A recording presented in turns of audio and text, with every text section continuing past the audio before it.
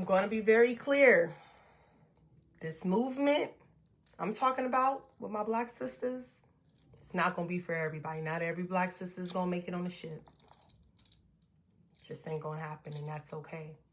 Because real change is uncomfortable, and not everybody ready for change. That's why I got my Oya energy, right?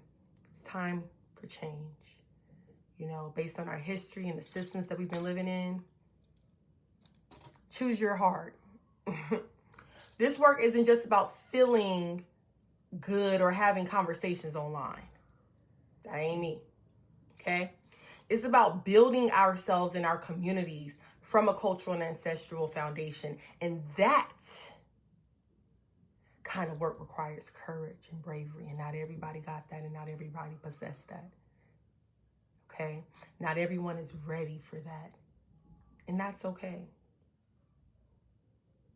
Every movement in history has started with a smaller group of people who were willing to step forward first. I'm first. Who's next? Right? Think about the Avengers, the Marvel collection, right? No single hero saved the world alone. So I cannot do it by myself alone, right?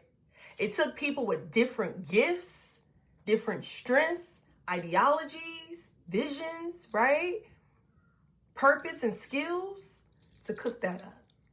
And that's what I'm looking for, all right? Not perfection, but people who are willing to grow, reflect, and do the internal work so we can build something better for the next generation of Black women, okay?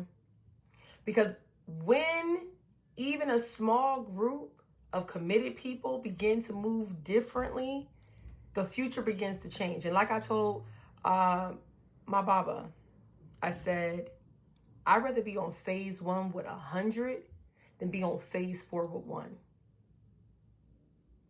That means that I cannot move too fast, because if I move too fast, I will not be moving with you, right?